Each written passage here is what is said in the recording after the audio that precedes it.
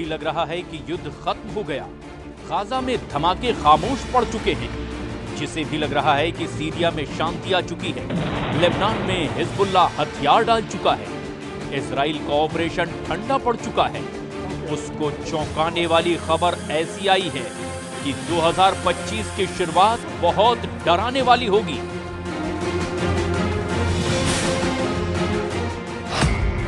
2022 की युद्ध, 2023 की जंग और 2024 के युद्ध से बढ़कर इस साल अब महायुद्ध का पहला सिग्नल मिल चुका है। 2025 की शुरुआत यानी जनवरी के महीने में ही एक बड़ी जंग दस्तक देने लगी है। ईरान ने जनवरी के महीने में ही अपनी 1000 से भी ज्यादा मिसाइल लॉन्च करने के लिए तैयार कर ली है। इस बात की तस्दीक ईरान के विदेश मंत्री अब्बास अरागची ने भी कर दी है। अब्बास अरागची ने चीन के मीडिया को एक धमाकेदार इंटरव्यू दिया है। अरागची ने इस इंटरव्यू में जो बोला वो इजराइल की मीडिया में गोला बनकर गिरा है।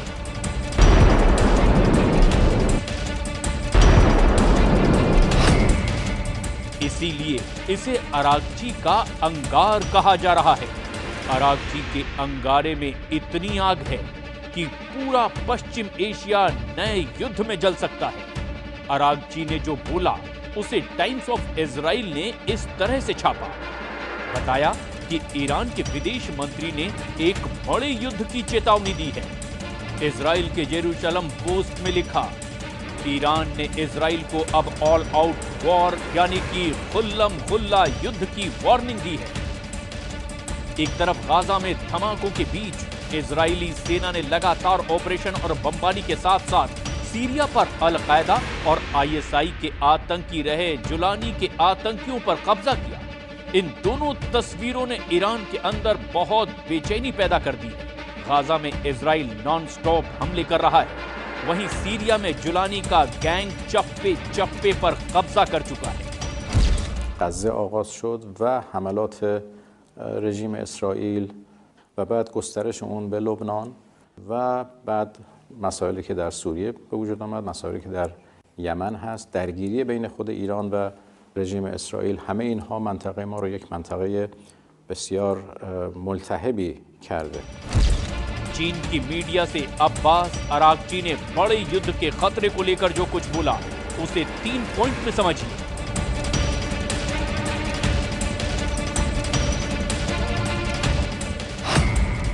अरागची ने कहा कि ईरान भविष्य में इजराइल के किसी भी हमले के लिए तैयार है।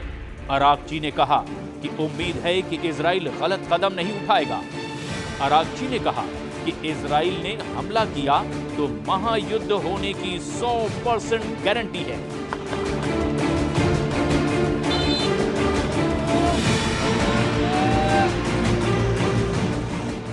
इस वक्त ईरान और इजराइल के बीच टेंशन सबसे बुलंद है।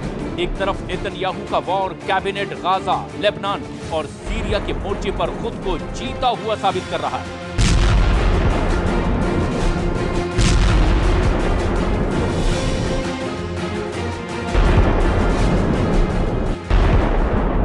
तो वहीं दूसरी तरफ ईरान के सर्वोच्च नेता अली खामनेई ने सीरिया में इजराइल और आतंकी ग्रुप हयात तहरीर अल शाम के सरगना जुलानी को सबक सिखाने वाले मिशन पर अपनी मुहर लगा दी है।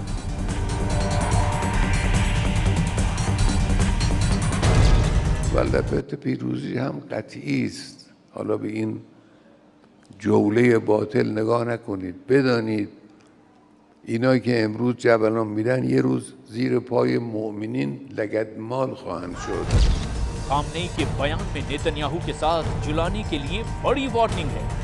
खामनेई ने तय कर लिया है कि जिस तरह असद सरकार को हटाकर सीरिया को लूटा गया, अब उसी सीरिया के लोग इसका बदला भी लेंगे। उनके टारगेट पर अमेरिका के वो अड्डे होंगे जो ईरान के लिए खतरा बन चुके हैं। امروز آمریکایی ها در سوریه پی در پی پایگاه میسازند. حتما این پایگاه ها در زیر لگد جوانان سوری پایمال خواهد شد.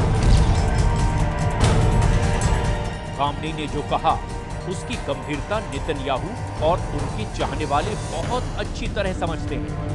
डोनाल्ड ट्रंप को भी मालूम है कि राष्ट्रपति पद की शपथ लेने से पहले इजराइल और ईरान के बीच सीधा युद्ध किसी भी वक्त भड़क सकता है।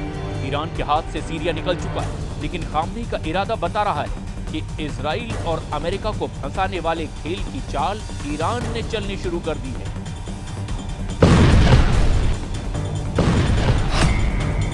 ईरान के सर्वोच्च नेता अली खामनेई के जनरल हुसैन सलामी कह चुके हैं कि इजराइल को सीरिया में दफन कर देंगे।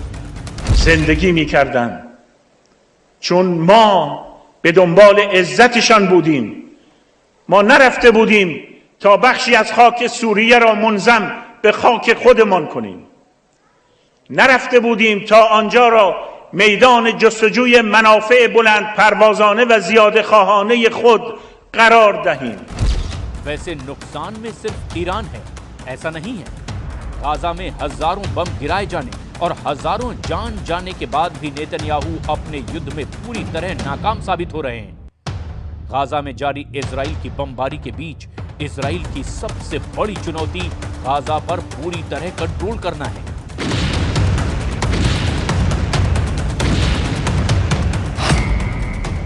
जिसमें नेतन्याहू और उनकी सेना 100% फेल साबित हुई है, क्योंकि हमास अब भी गाजा में एक्टिव है। गाजा में हमास के हमले लगातार जारी हैं। ये बात टाइम्स ऑफ इजराइल की इस रिपोर्ट में छपी है और ऐसे हमलों में इजराइल अपने सैनिकों को भी खो रहा है। नेतन्याहू के लिए दूसरी बड़ी चुनौती वहां मौजूद इजरायली बंधकों की रिहाई है, जो अब भी हमास के कब्जे में है।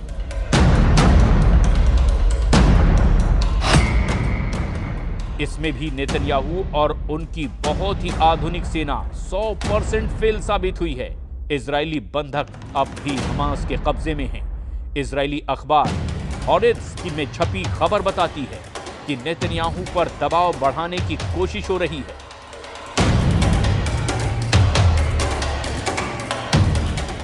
बंधकों को छुड़ाने के लिए नेतन्याहू और उनकी फौज शुरू में काफी एक्टिव दिखी, लेकिन अब ऐसी खामोशी छा गई है कि सब नेतन्याहू के युद्ध वाले एजेंडे पर सवाल उठने लगे।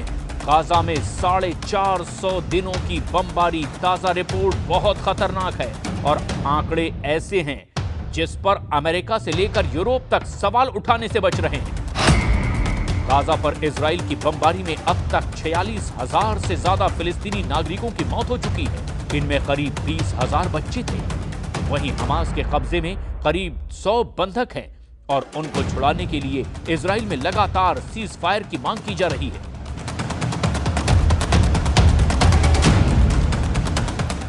तेल अवीव में अब नेतन्याहू के खिलाफ लगातार प्रदर्शन हो रहे हैं। हंगामा, शोर और नारेबाजी के साथ नेतन्याहू और उनकी वॉर कैबिनेट को जगाने की कोशिश हो रही है। लेकिन नेतन्याहू सरकार की चुप्पी ने लोगों को भड़का दिया है।